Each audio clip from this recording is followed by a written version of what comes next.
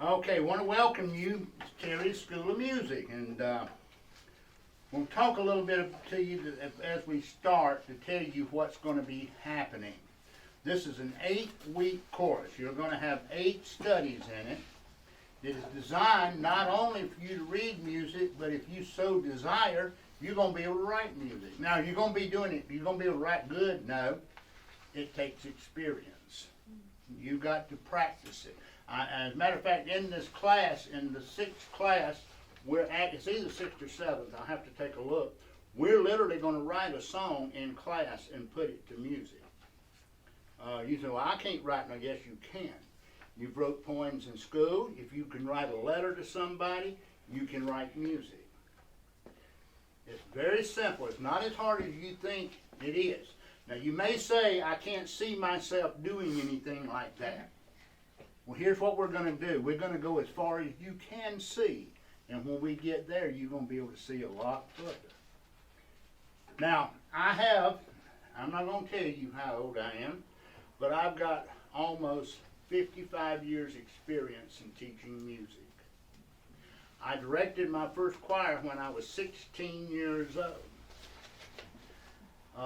My daddy was a preacher, and he put me up there, and I started directing. Playing and directing, playing trumpet and directing at the same time, which I do some here from time to time. I'll play while I direct. But one of the biggest problems that I have run into over the years in teaching music is the fact that most people don't have a good foundation in learning or knowing how to read music. My mother and father, when he retired from the ministry, they had a music studio in Greenville called Ruth and Bill's Music Center. They taught music. My father taught voice. My mother taught piano. One time she had over 100 piano students a week. She stayed busy. They were teaching music from the time the sun come up to the time it went down. I taught instruments at their school, taught trumpet, guitar, and one of the things that was just hilarious was I'd get somebody that would call and they said, I've been playing a guitar for 3 years and I can't play nothing. So they come in to me and the first thing they do is, can you teach me some Guns N' Roses? Can you teach me some rock music? And I'd say, no, I can't, because you got to have a foundation in music to be able to play stuff like that. The foundation in learning the very root of music is one of the most important things that you've got to do.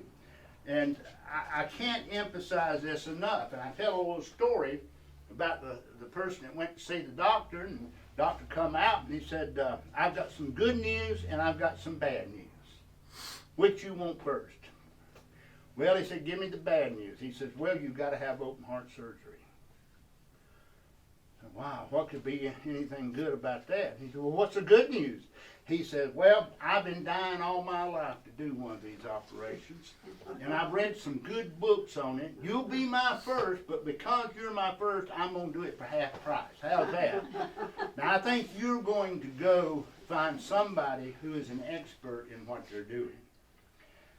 But it's unfortunate, a lot of people that get an instrument, and I told somebody this the other day, you would be shocked how many guitars are in people's closets or under their beds right here in Henderson County alone. I imagine it would go into thousands of them. They bought them, they was going to learn to play them, but they didn't want to learn the basics. So these guys would come to me and I'd say, okay, here's what we're going to do.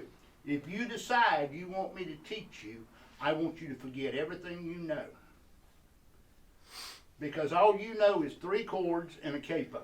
The capo is a little thing you clamp on the arm of the guitar, and you can change keys by using it. Because you're going to learn to play in different keys. You're going to learn the notes on the guitar neck. And this is the foundation of music. You have got to learn the foundation. And this is what we're going to start with today, is basically the foundation. I am a big football fan. My son will tell you, don't bother me during college football season. I don't care about the pros. I like college. And I think there's only one team, and that's the Clemson Tigers. Okay. But anyway, I read Vince Lombardi wrote a book about his life. Anytime when he was, oh no, yeah, we beat them about, nah, I'm just kidding. I'm going to get myself in trouble. But anyway, in his book, when he was coaching at Alabama, Green Bay, he told them, so you done messed me up. Okay, Green Bay, anytime they had a bad game, he'd take them back in and he'd say, guys, what you did is you forgot the fundamentals, so we're going to start over. This is what they call a football. Well, we got to start with the fundamentals of music.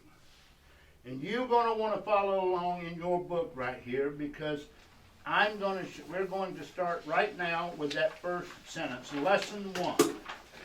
Music is written on a staff. What is a staff? A staff is made up of 5 lines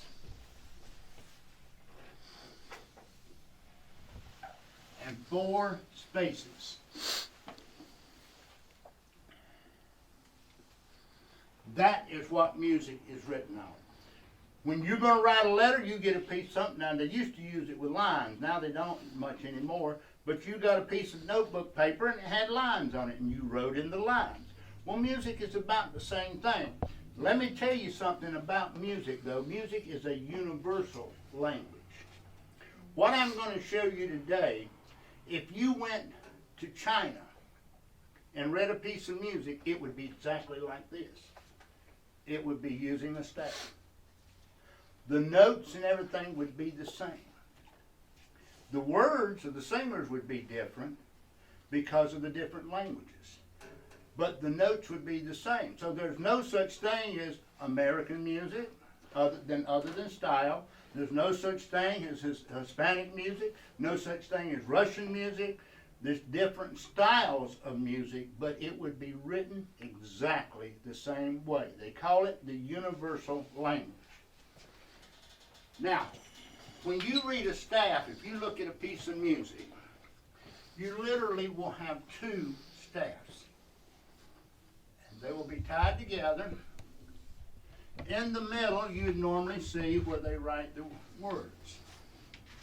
And what we do, we take what is called a note. Now, all we want to know about a note right now is it's round. That is a note.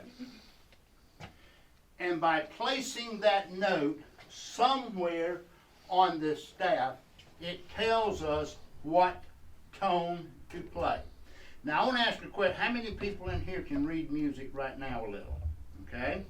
You can read a little. Tell me, what is your experience in it? I played the violin in middle school. You played the violin. Very good. And you? I played piano. Play the piano. Okay, that's good, because this is going to be a little easier to you till we get along, because, see, what we will be doing in 8 weeks is we're going to be building chords.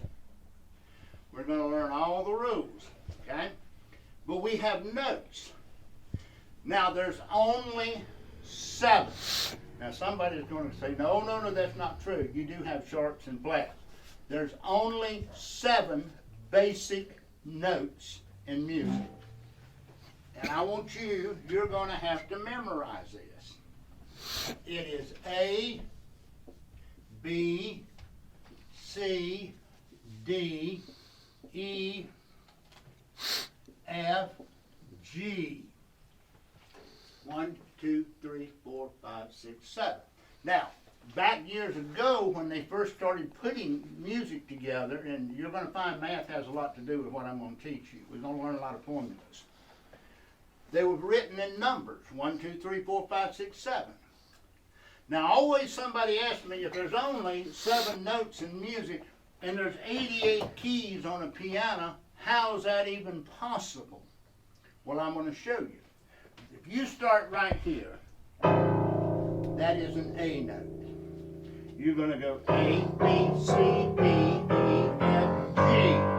And now you start all over again. A, B, C, D, E, F, G. A, B, C, D, E, F. Now, right in the middle of the piano is what we call middle C. This is extremely important because if you learn some of these formulas that I'm going to show you, you're going to find that everything is built around middle C. So why do we have two clefs? One of these is called the treble. Now write all this down. The other is called the bass clef. Now why would you have two different clefs? People have different voices. Some people have a real high voice. I had a guy, and I play him in the voice class, a good friend of mine from Greenville, South Carolina, who is a tenor singer. This guy is so high and can sing so high that I was with him one day and we went through the McDonald's in Travelers Rest, and he was driving and he ordered. And so when he got done with his order, the woman on the other end said, "That'll be such and such money. Please drive around to the window, ma'am." And he got that all the time. He actually broke the world's record in the Guinness Book of World Record for the world's highest male tenor singer. In the voice classes, I play a little bit of him because people say, "How in the world can you do that?" Well, you can do it also when you learn how, okay? But he's high. Then there's people like J.D. Sumner. Now, how many people ever heard of J.D. Sumner? I got tickled. My son was with me. We took my 92-year-old grandmother, wanted to go hear J.D. Sumner and the Stamps in Henderson, South Carolina. And he went down and hit a real low note, and we wasn't thinking nothing about it. And she reaches in her pocketbook, and some of y'all don't remember this, but women used to carry these little plastic things that you put over your head. It started raining. And she's putting that out, taking that out. And Chris, my son, bumps. And I look over and we called her, Mama Lou. I said, "Mama Lou, what you doing?" She says, "It's gonna rain. Didn't you hear the thunder?" But J.D. had a real deep voice and he could go down. He was in the Guinness Book of World Records as hitting the lowest note ever hit by a human. So you see, when we look at this A to G, then you start over with A, is called an octave, okay? So we have to have a wide range that people can sing. Instruments, band instruments. A trumpet is a B-flat instrument. It plays in the treble clef. A trombone plays in the bass clef because it plays deeper. So we have a real wide range, okay? Now, treble clef, bass clef.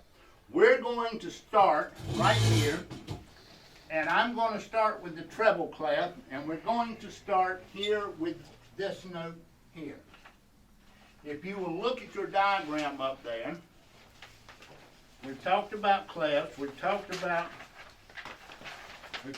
treble clef, we've talked about bass clef. Now let's move over, and what we're going to do is we're going to learn what the notes are. That is an E note. Now, I'm going to go down here, and we're going to start with the very first note, the A.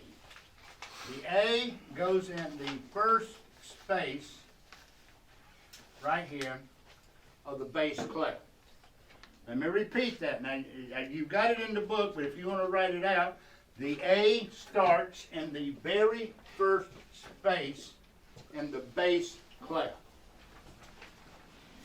Now, we'll have notes in the spaces, and we'll have notes on the lines. Now, I'm going to ask you a question. Since you know what the notes are, A, B, C, D, E, F, G, it's just like climbing a ladder. A, B, C, D, E, F, G. What would be this note right here? B. A, B. What would be this note? C. C. What would be this note? D. D. Come right on up. A, B, C, D, E, F, G. Now we've run out of letters, so what are we going to do? We're going to start all over again. Because on this first line would be A.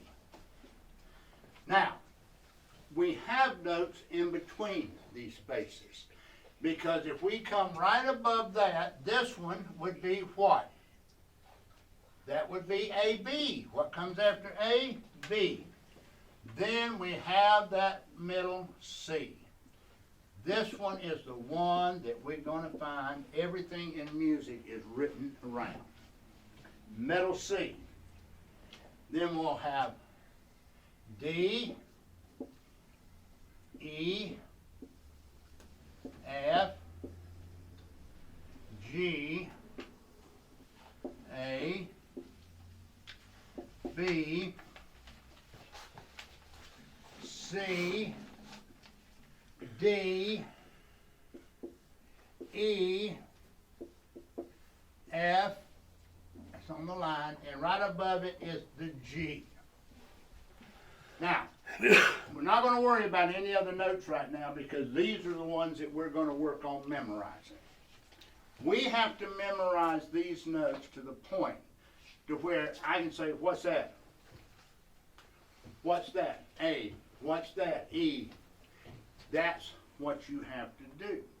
Because when we start learning how to build chords, we're going to have to know these notes. Now, one thing that you're going to find about me, I can't spell. You would not believe how many people have been over this to correct my spelling and how many times I've retyped it. Matter of fact, it got to the point where the lady, our bookkeeper here, said, just give it to me and let me type it. Because I can't. I cannot spell. I don't see words. Some people, you can mention a word and they can see it. They can spell it. I can't. But if you ask me what the notes are in an F sharp minor chord, all of a sudden that pops in my head. This is what I've dealt with all my life. I knew it. My mother taught me and my brother music theory. By the time we started school, we could read, but we also knew music theory. When I went to the Naval Academy of Music and studied there, I already knew what they were teaching us there. And so it made that part easy for me because this is stuff my mother had drilled into my head for years and years and years. But you've got to learn these notes. Now, how do we learn these? There are several ways that we can learn these, and I'm going to tell you, but the best way that I have found, and I've got some of these that's being printed, is what we call flashcards. Okay? This is a sort of similar to what I'll be having, and it works like this. It's going to show you this. And it says, what note is this? Well, if you look at it, I know, and I hadn't looked at it, but I know it's a D. Now, how do I know that? Because it's on the back of the card. One of the things that I love to hear people say is, I don't have time. Now, let me tell you how you learn them. I'm going to sing a song Sunday. It's a new one. Brand new. Hadn't sung it out before. I believe the Bible says sing a new song. I love the old ones, but it also says don't sing the same one over and over and over and over. I learn a new one. I always learn new songs. Yes? No, I was just saying. Okay. I always learn new songs, but I've reached the age now to where I can't remember them like I used to. So what I have to do is I have to listen to them 100 times. And that's what I do. I sit and listen to that song 100 times.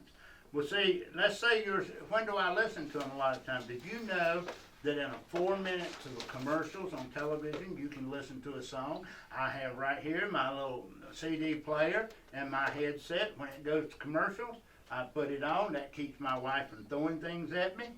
And I listen to that song, and I mentally sing it. And this gives you sort of the same thing. When the commercials come on, nobody says, I mean, you're not excited about the commercials, are you? I mean, I hope not. Oh, my goodness, we got commercials. Great. I've been waiting all day to see these. And I don't think you do that. But you can pull your cards up. What note is it? Okay, that's D. I got it right. That's middle C. And I've got some of these coming out that I'm going to have for you. But you learn the notes that way. Now, there's another way you can learn them because this has become, I've heard this so many times that you sort of get tired of hearing it, but it's the way I learned them. because in the treble clef, you have line notes, you have space notes. In the line notes, we have E, G, B, D, F. Now you want to write this down. I'm pretty sure it's in here. Every good boy does fine. How many of y'all ever heard that cliche before? Hundreds of times. I've heard it so much I'm embarrassed almost to tell it to you. But that's what they are. So if I'm looking at this line, I go here and say every good boy. That's a B. Now the space notes will spell a word, because in there we have F, A, C, E. What does that spell? Space, exactly. So if you're looking at the first space note, you know that's an F. If you're looking at the second space note, you know that's an A. If you're looking at the third space note, you know that's a C. If you're looking at the fourth, you know that's an E. Okay? Then you can learn the notes that way. Now they do have things, and I've got it in the book, for the bass clef. But the first thing that you have to learn to understand when we get around to learning chord building, scale building, we're going to learn that there is formulas that you memorize, which are not very hard, that will help you, that you'll not be able to do because you understand this. One of the things, as I have directed some church orchestras before, and over at Balfour they have some musicians. And why is it important to know the things here? I can go up to them, and I did this one time over there. I said, okay, what key we playing this song in? And they look and say, 2 sharps. I said, no, I didn't ask you how many sharps. What key is it? And they couldn't tell me. I have got 3 12-year-old girls in a day class from homeschool that can tell you that if it's 3 sharps, it's the key of A. A lot of people can't do that. They're working on their circle of force this week, and they'll have it memorized when they come in tomorrow. And they know the formulas. I can ask them, what is the formula for building a major scale? And they'll go whole step, half step, whole step, whole step, whole step, half step. And that's what you'll start learning next week. It's all about that and how to build scales. You see, there are over 6,000 scales in music. You don't have to know all of them. You just got to know the major scales. Okay. There's formula, all kinds. And the Greeks actually are the ones that put this together. They were always big in math, and when music came out, where they started studying, they said, oh, how is this working? So they put up all these charts and come up with all these formulas that have to do with music. Now, this is what your first thing that you got to learn, and we got to get it down. We've got to have it memorized. You got to be able to memorize it. I'm going to tell you several ways that you can go to memorize it. One of the things that I do is I tell people to get you a hymn book. You've got, in this particular book, let's see, I think there's about 713 songs that you can learn your notes from.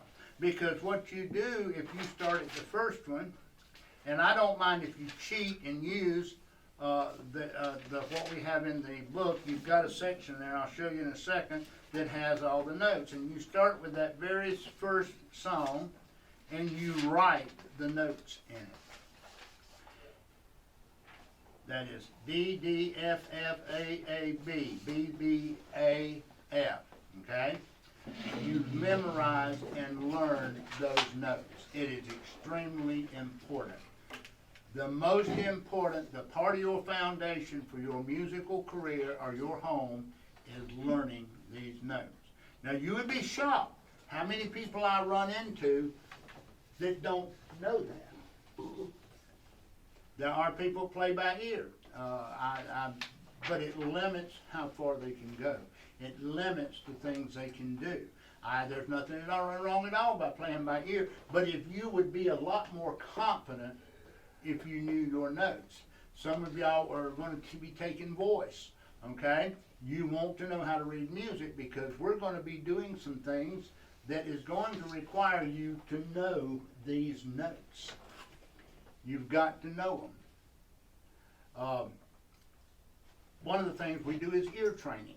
I'm going to play a note, you ain't going to see what I play, and I'm going to ask you what it is. Because it's very important to be able to hear. You see, I learned all of this at a very young age. But it's important for you to know these notes. I'm going to emphasize that because this is the foundation of our house. Now, if you'll look at this page right here, in your workbook, I've got the notes for you. C, D, E, F, G. That is middle C. I want you to write on there, on that C, and the treble clef. The treble clef looks, oh, let me put that up for you there. That's me, ain't I good looking? Okay. You better say no, didn't All right. I want you to write middle C. That is in between, that separates the bass clef from the treble clef, okay? Treble clef, if you'll see this, I've actually got this wrong, and let me correct it for you. That circle on the clef is supposed to circle the G, like that. That's what they call a G clef or treble clef. This actually, the dots on the bass clef, that's the F note. It should be always on the F note. But you want to take these, and I don't mind if you use this as an example. This is the foundation. You learn these notes. Now, if you'll turn over to the next page, I've even got it again down on the bass clef. We've got the bass clef, treble clef together. It gives you another example of all the notes for them. Okay? Now I took it down to the G, but I wanted to start with the A, but it shows you the G on that. Now, one of the things I'm going to tell you, you know what you've got to study. You can read this, learn them notes. I got a little interesting thing in here I'm going to tell y'all every week. I'm going to give you something about what the Bible says about music. See, we were actually created to sing and to play music. Can you imagine this? You ever get up early in the morning and hear all the birds as soon as the sunlight comes up? And can you imagine a bird saying, well, I ain't going to sing to the Lord this morning? They're all tweeting. They're all singing.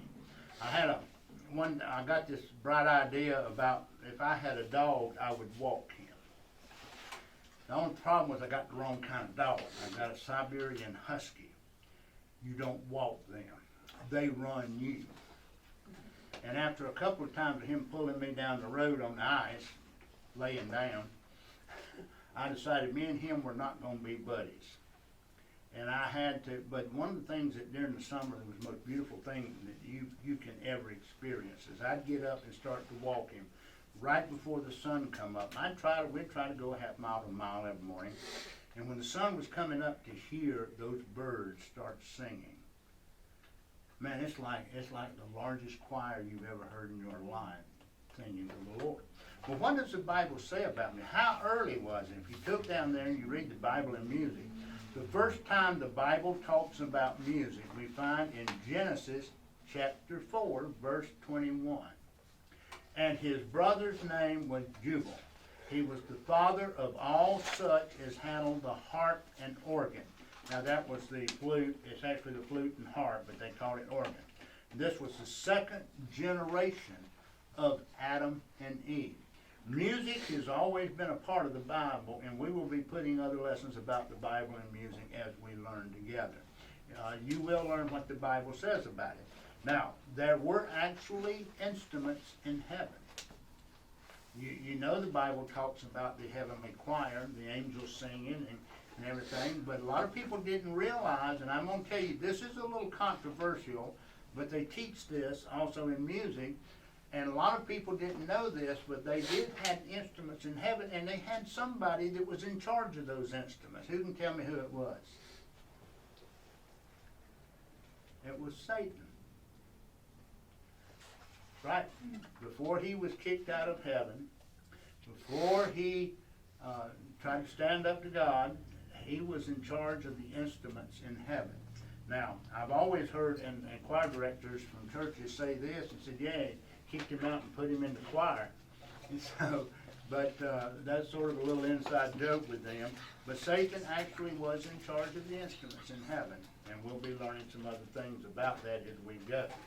Now, if you go to the next page, I've got a little thing here as an exercise to help you. Now, I didn't write up at the top because the one thing that I'm trying to get you to look at is the treble clef and the bass clef. If you'll notice, all these notes are in the treble clef. If you turn the page, then you're going to have a sheet that all of the notes are in the bass clef.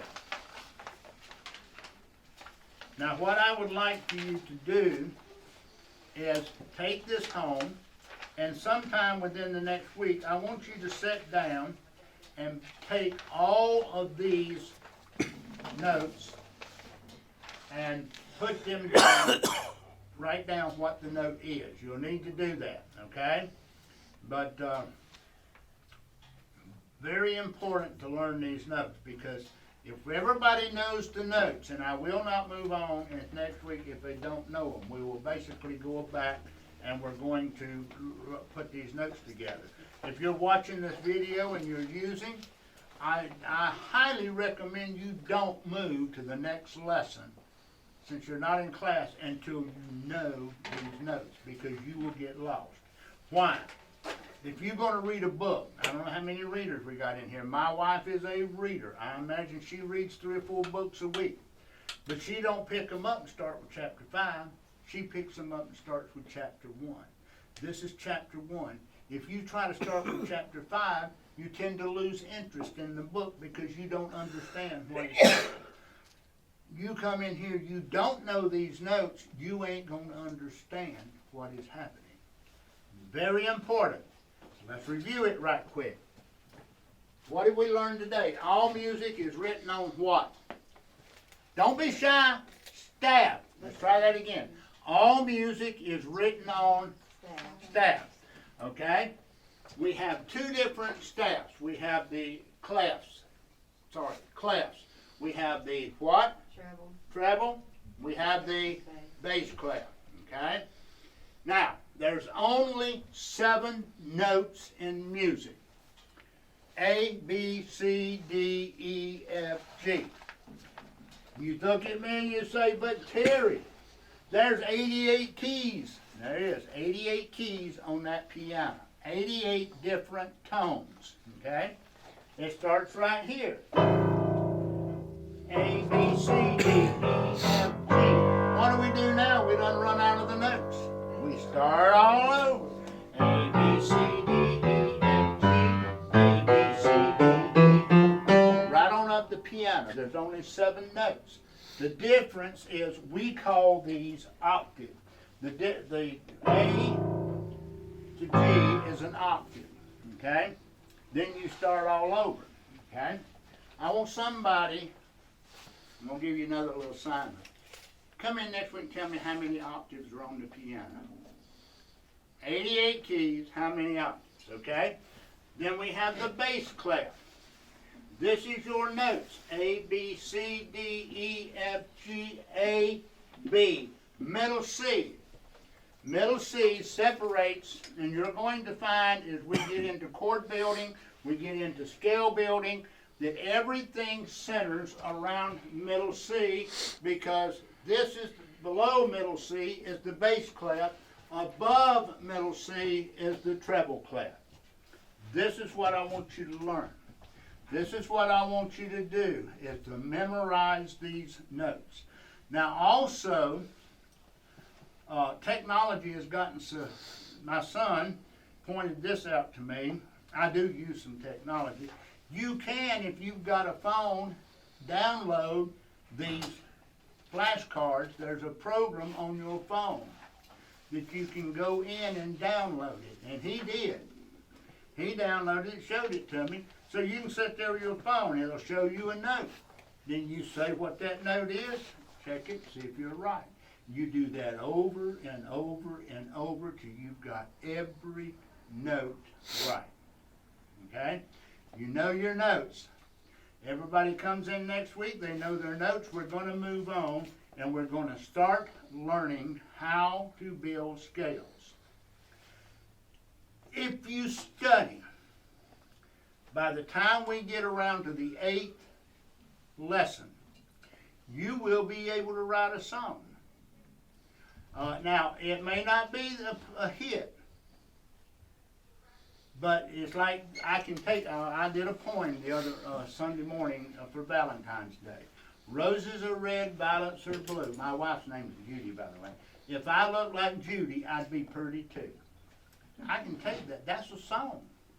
Matter of fact, I wrote the song that I sung for her at our wedding. And you will be able to write a song. You can write. There's several techniques in songwriting that I'll show you that you can use to write a song. We will write a song. And you will be able to put it to music if you listen. When we get around to chord building, it's going to be a formula also. If you got your major note, you just use the formula to put the chords in. We're going to learn alto, tenor, bass, soprano. Some of you may even go on to be music directors. So, you know what you got to do, right? You got to learn them notes. I'm going to give you 1 week to learn them notes. And I thank you.